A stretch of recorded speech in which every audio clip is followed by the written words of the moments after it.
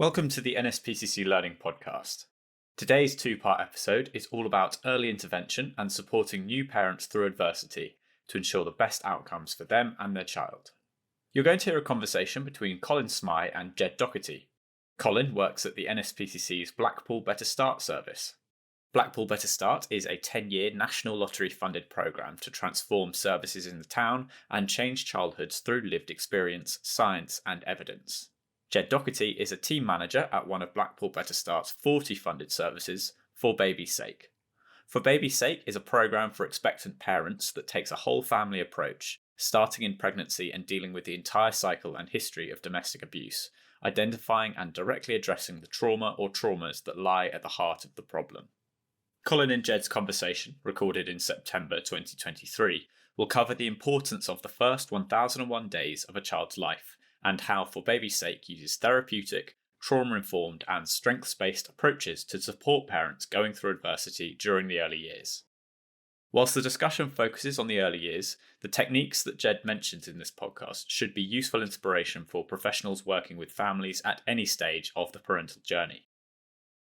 The discussion will be interspersed with clips from an interview we filmed earlier this year with Jake and Charlotte, two parents who are participating in the For Baby's Sake programme.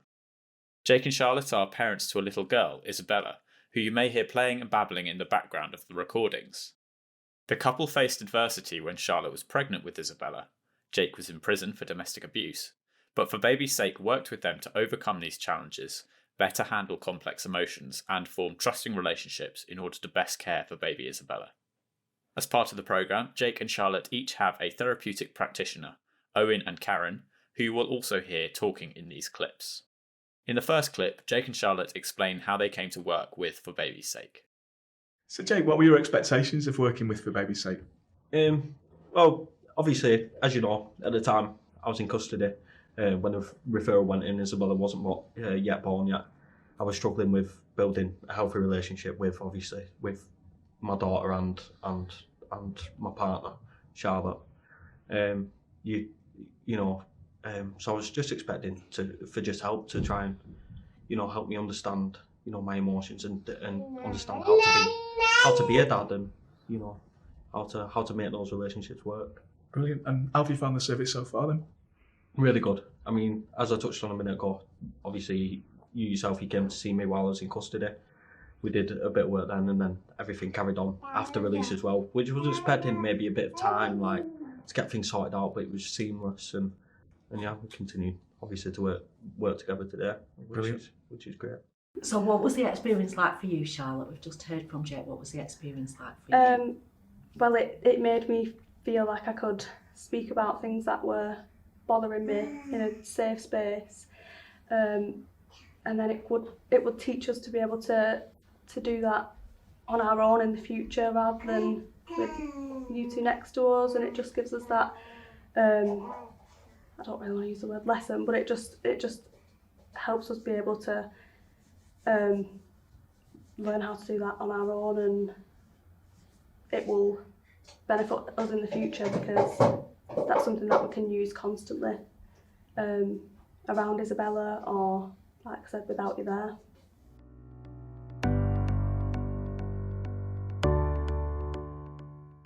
Welcome everybody, we're here talking about supporting parents today. My name is Colin Smy and I'm a development manager at Blackpool Better Start. Blackpool Better Start is a 10-year lottery funded programme. We're working with families in deprived areas from pregnancy to age 4, and we're trying to identify the opportunities for them to improve their life chances across a range of things, including health, oral health, diet, nutrition, school readiness, social and emotional wellbeing, and healthy gestation and birth and pregnancy. With me today is Ged Docherty. Would you like to introduce yourself, Ged? Afternoon, everyone. My name's Ged Docherty and I'm the team manager of the Blackpool For Baby's Sake team. We are a specialist thematic team who work in a trauma-informed, empathic way with pregnant couples who are experiencing domestic violence, either currently or in the past, in their relationship. we offer a unique approach into how we work with those co-parents, in that mum gets a worker and dad gets a worker, and we follow a specific evidence-based program approach to the work. We start in pregnancy, around viable pregnancy time, so 15 weeks onwards, and we can remain working with that family with their consent until the child's second birthday. So the first critical 1001 days of a child's life. That's fantastic, Jed. And that kind of leads nicely into the first areas we were talking about in Better Start and the Centre for Early Child Development. We like to always talk about the 1001 days and why they're so critical. What for you, and we've spoken about this regularly at different times, but what for you is so important about those first 1001 days that you see in families and the challenges in Blackpool? We both know, because we've worked in the town for a very long time, that there are lots of complex issues which are kind of unique to the families in our town. Blackpool is top of the list for all the right reasons, and it's the top of the list for all the wrong reasons. Some of the families that we serve live in the poorest ward in England. So poverty in and of itself, it has a massive detrimental impact on a child and their family's outcomes, without the additional complex needs associated with their parents' childhood and their parents' past. I am a social worker by profession, and I've worked with children and families for 30 years. And across that spectrum of my practice, my learning has continued, grown, developed. Our understanding of children and babies and families functioning and their capacity has grown and developed. And the For Baby's Sake model of practice, which was developed some 10 years ago, clearly tells us that the work that has been undertaken with families, targeted thematic work, which takes into account intergenerational cycles of harm, that how we can support families to break those cycles, and that we can potentially improve a child's healthy outcomes, emotional and social, across their lifespan. And that is significant beyond comprehension. Yeah, and there's a number of reports that we come across quite regularly, and it's certainly made it to parliamentary level now, where we've seen the Start for Life funding recently, looking at the first 1001 days and the impact on that. We talk about word gaps. Children and babies are quite often not exposed to that speech and language and the opportunities to learn and be able to communicate. And we know that the brain develops most rapidly at that early stage, starts out quite smooth and flat, and all those neurons firing about with all the input that goes on. It's really important that we've got the opportunity for those babies to experience what's required for the inputs, without it being over the top, without it being negative, without it being toxic. It's a bit like finding a Goldilocks zone sometimes, isn't it? But it doesn't have to be quite that complicated.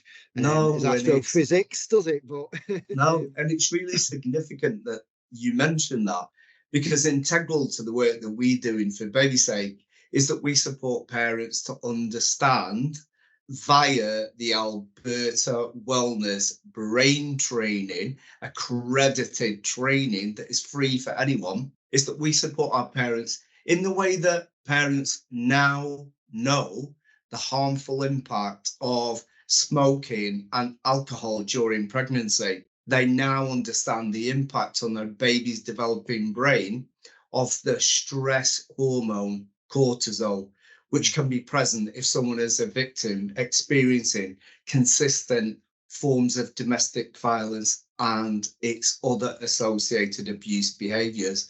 So when we capture parents at that critical moment in time, whilst the baby's in utero, and we develop their understanding of the harm that can be caused, people then can make safer choices. In the past, the countless times that I would have conversations with parents and they would say, "What you on about? The kids were upstairs," or "Well, the baby's inside, what's it what harm is it coming to? I never touched that, but they had no concept of the harm that was physically taking place because that baby's mother was stressed.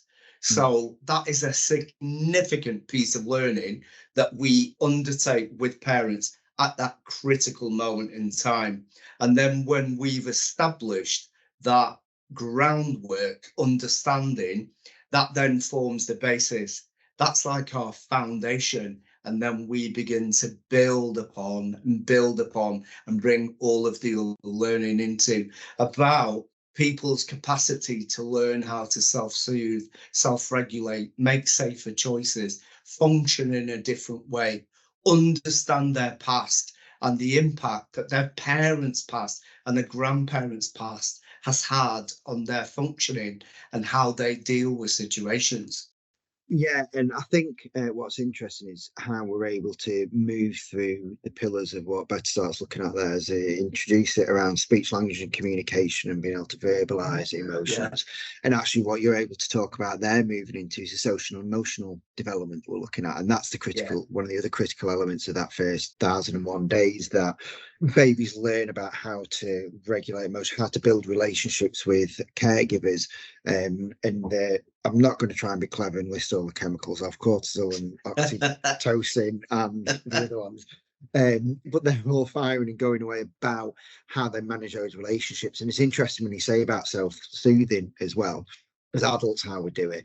But it's understanding that as children, that as babies, when we're a caregiver, and we can see the difference between those children, can't we, that we work with in the families who are over familiar, under familiar, the behaviours around different people are different because they might have come to, when we talk about self-soothing and crying, sometimes actually it's understanding what that baby's telling you by crying. They're not using our words and our language, but they're using the language that's open to them to try to get attention, to try to get affection, to try to get the love, and understanding that actually it's okay for babies to cry, and you responding to them isn't, and also spoiling them. Yeah, it's okay for parents to say, my baby crying is stressing me out.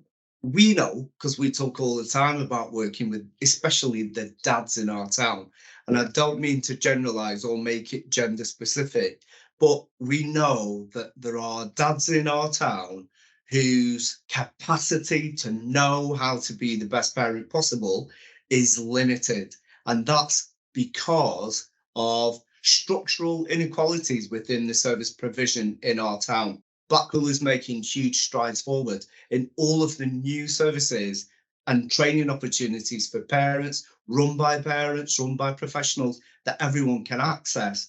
And our dads are gaining confidence in how they are approaching their role as a parent and a partner in terms of being a co-parent, not just a partner to your significant other.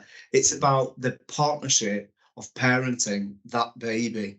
And we saw that in we've got a recording from a couple of your parents, haven't we, Jake and Charlotte, where Jake talks quite a bit. And it's interesting because when he's been through Baby Sake with your team, I think it's Owen he worked with, wasn't it? Yeah. And he's actually reflected on the way he's changed and the impact of his parenting before, the impact of his parenting after, but also the impact of his behaviour on his partner. So he stopped thinking himself of he's dad on his own, she's mum on his own, and that's baby on her own, and started thinking of themselves as a family, as a triad, and they're all relying on one another. Me in the past, being obviously a perpetrator of domestic violence and domestic abuse, it's been, my whole perception of a relationship was completely out of order and wrong. It wasn't healthy. It's never been healthy.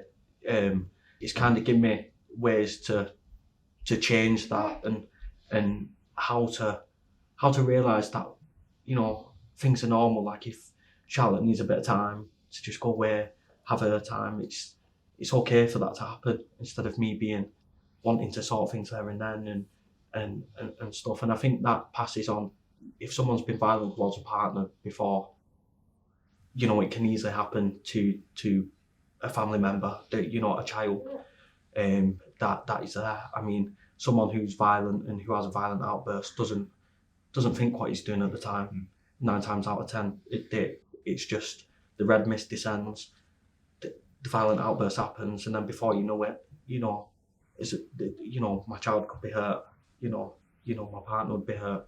And I guess trying to turn that violence into a more better managed behaviour that deals with that emotion that you're feeling is one of the best things that would keep that child safe and stop anything happening that could harm her. Jake had significant adversity in his past. And when we first met him, he was serving a prison sentence. But we were still able to work with him whilst he was in prison. We had virtual contact with him. Owen went to see him face to face and did programme work in the prison with him. And then that work seamlessly continued when he came out back into the community and was living in his own place. They were living separately at that time. The baby had been subject to a child protection plan, and the evidence that was being generated via the work that him and his partner Charlotte were doing are consistent contact and feeding into that statutory social work process, to the point where I came back from leave today and was copied into an email, and the family have stepped down to Universal Services because there is no presenting evidence of any risk to that child, because her parents have been utterly committed to making those changes. But you used the word reflect when you were talking about some of the stuff that Jake had said. Jake and Charlotte have embraced the concept of reflection, and they've used that to make their situation safer, because they are actively thinking about decisions that they've made in the past, decisions they're making in the present. What is the right thing to do? What is the safest thing to do? Why did we end up in this situation? What caused that to happen? What could have been done differently? And it's that taking ownership of all of those aspects of your life and your behaviour, owning it, talking about it, sharing it, reflecting on it, being curious, asking questions, asking for advice, connecting to the community. And that's another thing that is really integral to the success of our For Baby's Sake families. We as a team actively promote connection to the community and what the services in Blackpool have to offer. There is a whole portfolio of stuff out there for those families to connect to. So there's a couple of things in unpicking Jake and Charlotte's story from when we watched it and what you've just said there. And I know I've spoken already about, Better Start and Centre for Early Child Development. We talk about our pillars, and I've covered social emotional development, speech and language, but there was also an element in there about the pregnancy period and why healthy gestation and birth is so vital to the baby. And you've said about being in utero, but in Jake and Charlotte's story, obviously with Jake being incarcerated, and a factor that we talk about regularly is understanding what a trauma-informed approach is. And trauma-informed approach doesn't always just have to be about the child or just about mum, as typically happens. In your example, you're talking about dad.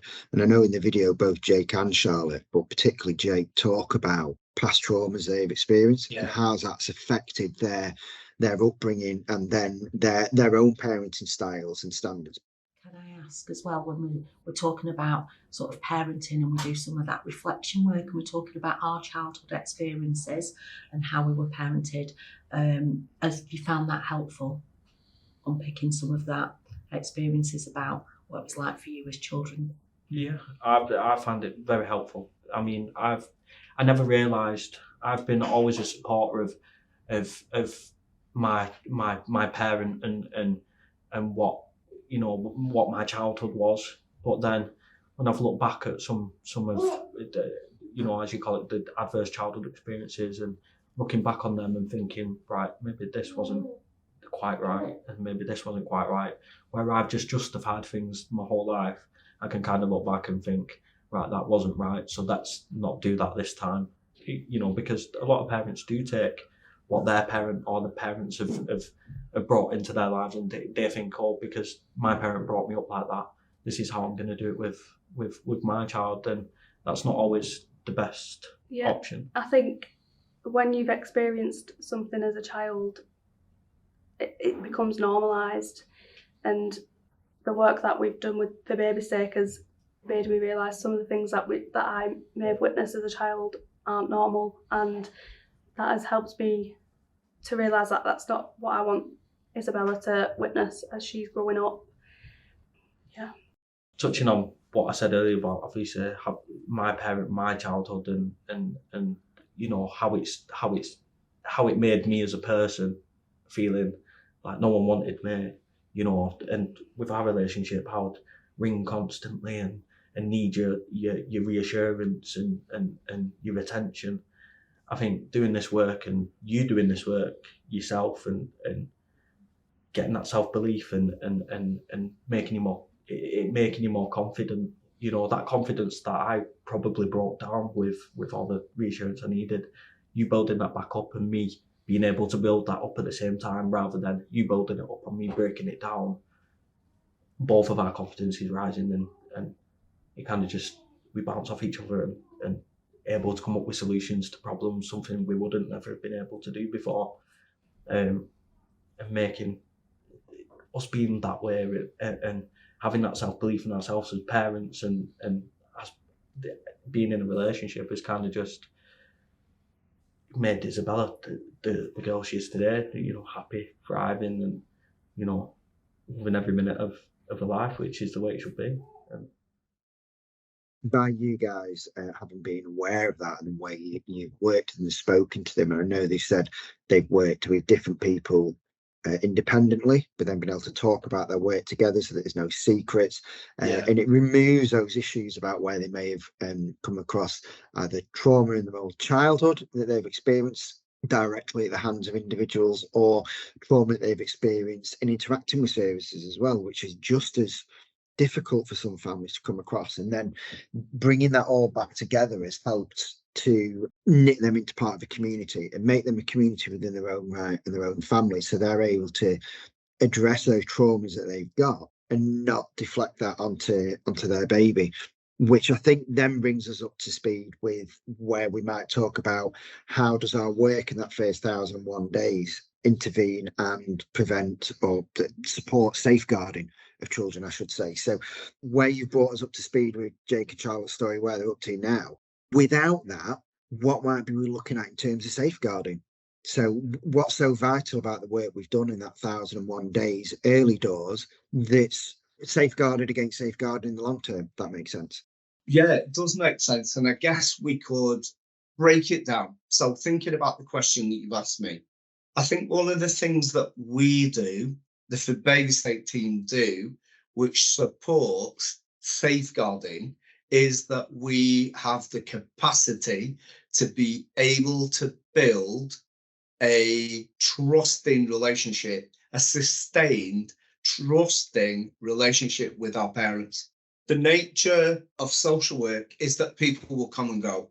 The nature of social work is that a case may travel through different teams. So there may be the team who first meets the family, does a pre-birth assessment, and then that assessment is concluded, it's on to the next stage. That social worker passes that family on to the next social worker. He will do their part of their process.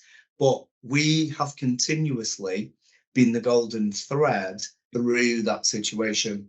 Our practice-based approach is something which makes parents themselves feel safe about. Parents will often say in meetings, will you tell them because you know what I'm talking about. In terms of the work you and I have done in co-production, born into care, all of that stuff, consistently parents will say they are weary of telling their story repetitively. And some of our parents have been doing that since they were children because they may have been involved in the system themselves, subject to child protection plans, they may be care experienced, and for a significant period of time, they have been telling their story. In our trauma-informed approach, we are very much led by them.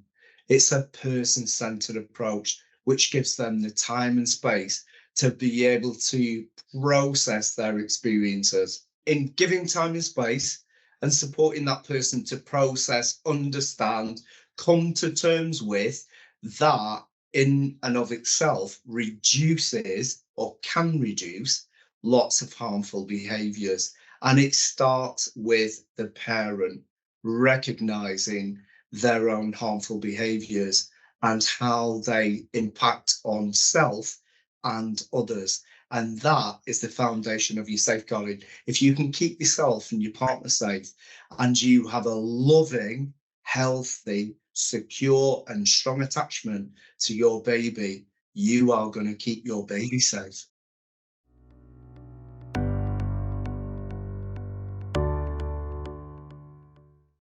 That's the end of part 1 of our discussion on supporting parents through adversity. In part 2, available now, Colin and Ged will talk about why it's so important to involve fathers in early intervention. Thanks for listening to this NSPCC Learning Podcast. At the time of recording, this episode's content was up to date, but the world of safeguarding and child protection is ever changing. So, if you're looking for the most current safeguarding and child protection training, information or resources, please visit our website for professionals at nspcc.org.uk/learning.